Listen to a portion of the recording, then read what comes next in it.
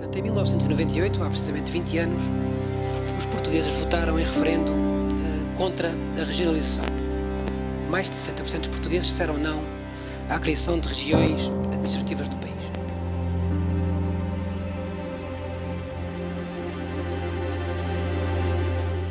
Embora isso esteja na Constituição desde 76. Portanto, a Constituição portuguesa prevê que o país seja regionalizado. Eu, na altura, já votava e, portanto, votei contra. Votei contra porque, com dois argumentos mais fortes. O primeiro era a questão do custo e da despesa que isso implicava, a criação de mais 5, 6 ou 7 parlamentos regionais, e uma questão que me tocava na altura, e que hoje, felizmente, já não se coloca, que era uma hipótese muito provável do Partido Comunista poder ficar à frente de um terço do país, portanto, do Alentejo. A força do PCP na altura era muito grande, sobretudo nos distritos de Beja e de Évora, com alguma força também no distrito de Porto Alegre. Tinha uma implantação autárquica muito forte e havia esse risco, e isso levou-me a votar contra. Acontece que o tempo foi passando. Em 1998 o Alentejo tinha à roda de 780 mil pessoas e hoje tem à roda de 715 mil. Perdeu-se mais do que um concelho de Évora inteiro, mais do que 60 mil pessoas se perderam neste espaço de 20 anos.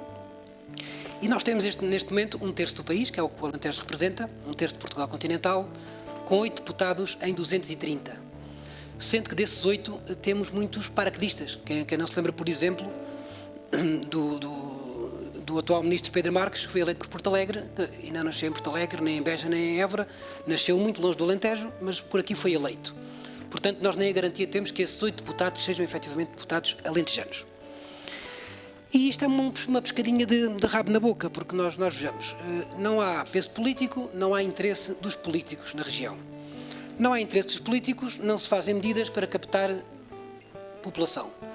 Como os círculos eleitorais são baseados na população, não havendo população, vão-se perdendo deputados. Eu, quando comecei a votar, penso que Porto Alegre tinha 3 ou 4 deputados eleitos, hoje vai em 2, tendo perdido o último para Setúbal, e já não pode perder mais, porque a nossa Constituição não permite listas uninominais, porque senão qualquer dia perdíamos e só elegíamos um.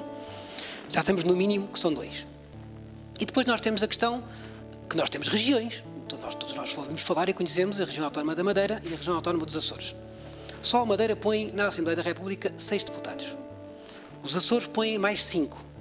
Portanto, as duas regiões autónomas, Açores e Madeira, põem 11 deputados no Parlamento Nacional, portanto mais 3 do que o Alentejo todo junto, que é um terço de Portugal continental, e para além disso têm os seus parlamentos regionais, com poderes próprios, com muitíssima autonomia e com um índice de desenvolvimento que não é comparável a qualquer região de Portugal continental, excluindo obviamente os 2 grandes centros de Lisboa e do Porto. E, portanto, eu, pensando nisto e vendo a importância que o Alentejo tem tido no panorama nacional, eu quero frontalmente contra a regionalização. Seria hoje um convicto regionalista, porque vejo que de facto o Alentejo perdeu gente, perdeu importância, perdeu população, perdeu empresas.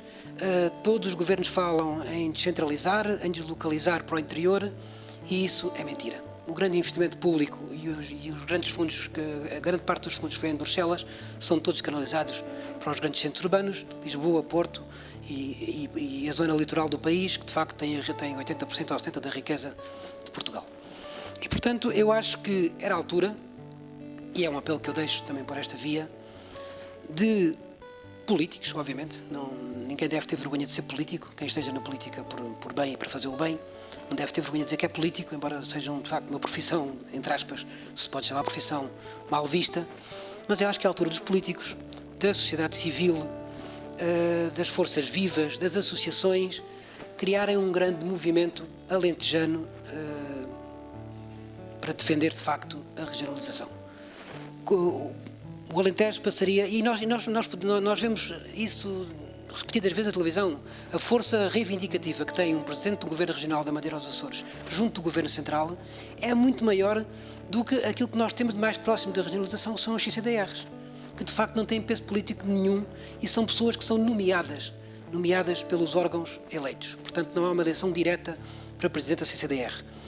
obviamente, havendo regionalização, haveria um Parlamento à dimensão da região, havia voto direto das pessoas e havia representantes diretos. Porque é muito fácil para nós aqui em Porto Alegre sabermos quem é que são os nossos deputados, só temos 2. Mas em Lisboa eu duvido, e Lisboa elege sozinha 47 deputados nos 230, para baixo do terceiro ou do quarto da lista já ninguém sabe quem é a pessoa, já ninguém sabe quem está a eleger. Eu não defendo com isto que os círculos devam ser nominais ou que se deva votar no deputado preferencial, mas acho que tem que haver uma ligação muito maior dos eleitos com a população que os elege. E nos grandes centros isso não acontece porque são pessoas desconhecidas e as pessoas votam no cabeça de lista e não na lista toda.